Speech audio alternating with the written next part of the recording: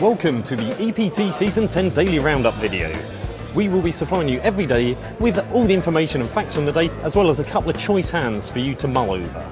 Exciting stuff. Now, it's day 1A of the Super High Roller here, a 50k buy-in, as well as day 2 of the EPT main event, a smaller 1k buy-in. It's a huge event with almost 1,800 players, a record-breaking field. Not only for PokerStars, it's their largest live event ever, but also the largest 1k event ever held outside of Las Vegas. 1.7 million for the prize pool and 300,000 euros to the winner. They're in the money, so about 150 players left. It's quite incredible. Today was day 1A of the Super High Roller, a 50k buy-in no less. And there were lots of the expected players. There's Daniel Negreanu, Jonathan Durmel, Elke, Tobias Renkemeyer, Eric Seidel, and last year's reigning champ Dan Smith. But there was one hotly anticipated new arrival, Daniel Negreanu's new hair. So here's the first hand. It's a high-level clash between former WSOP champ Jonathan Durmel and high roller crusher Tobias Renkemeyer.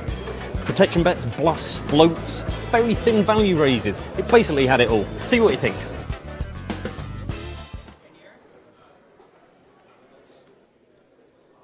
And of course, in London, we also have the Prince George Mega Stack. Because everyone should celebrate the birth of the future king. Yeah, that one was clearly come up with by an American. It was, actually. You're much more keen on the royal family than we are. Not particularly. I really needed a good name. They play 4,800 limit, and now it's 4 and 800 limit is what they play. Sometimes they play 15-3, but 4 and 8,000 we used to play. No, for years. That was when everybody's playing with Andy Beal's money. Well, I should say that. Tobias raised to 5,300 and Duhamel called. Games, anyway, so you can make more money back then in those games. They were good games. Yeah, but now like mixed games, though, limit games. You know, and a little they had no limit, pot limit, Omaha. Still games.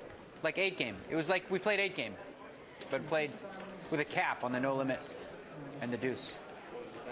It was small. It was 1 in 2,000 blinds, 100k cap with an ante. So 1 2,000 with a 1,000 ante. So this is how the game played. Someone makes it 10, next person goes all in. That's all they did. It was 10 in. That was the whole game. And then run it. So it was a skill game, is what you're saying. Huh? Poker is a skill game. Wasn't that decided? It was unbelievable. It was At least in our country. 10 and in, and then they'd think, like, what this ABC? I mean, you either play or you don't. There's nothing. The games were pretty flush back then. I saw a guy put in pot limit Omaha, put 40,000 in, has like 60 left for the cap on the flop of Queen 8-6 with 2 clubs and is tanking. What could you possibly have? He put 40,000 in and is 60 more. What could you have? I don't get it. Looks like Jonathan put out a bet of 7 and Tobias raised it up to 18. Made the hairs on the back of my neck stand up. French whispering. Do it. Too small. Do it. In San Diego with dollar chips, $1 chips. We played for like 2 days. They were like we were planning their $1,000 chips. Just the 3 of us played 3-handed. 3 days, like 4 and 8,000 with dollar chips. Renkemeyer, having check raised the turn.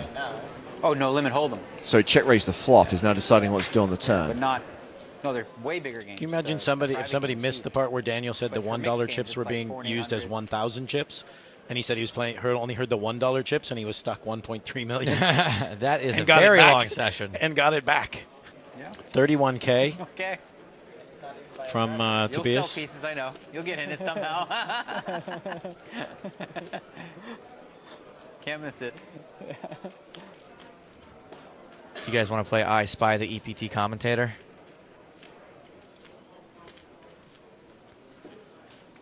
Are you going to out somebody's secret identity right here on the webcast? There's an EPT commentator on the rail right now. He's not in this shot.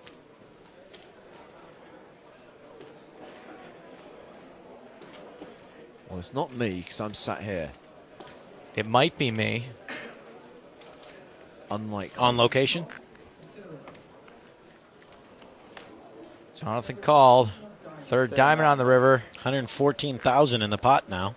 Duhamel, the effective stack. He's got 74 behind. If you picked up a draw on the turn, there's a good shot it got there. And if I remember, Tobias check raised this flop, right? Correct. And but he was the initial raiser on pre. All in.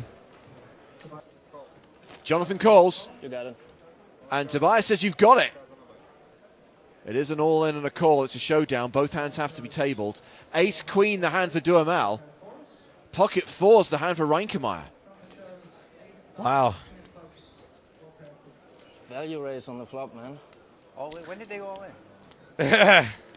When did they go all in? That's what it takes to be a WSOP main event champion, it seems. Big call with second pair. And we don't necessarily recommend that you play pocket fours like Tobias did. He's a pretty good player.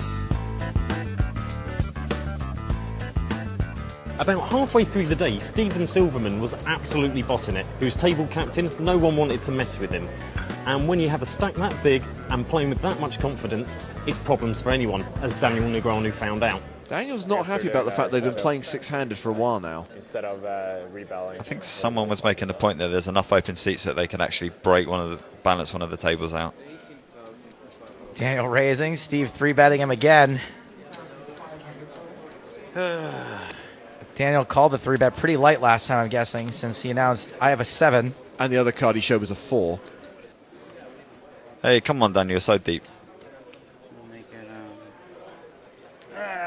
Go for it. Coming in with a 4-bet.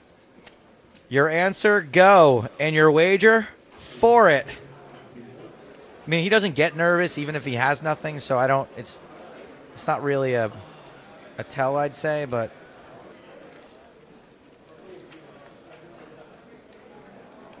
Here we go. Here we go. oh, man. See? What the hell? What did he do? He re-raised you. Cinco bet. I put in 48 and 106. That's right.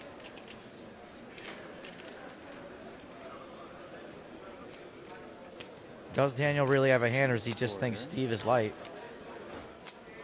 350, 350, that's 430. Yeah. So you don't really want to flat call this bet out of position, do you? So For a quarter to your stack? for a quarter, No. no. So that's a hugely powerful. I mean, not that bet. it's not a quarter of a stack to make the call, but he will have around a quarter of a stack in there once he does. Yeah.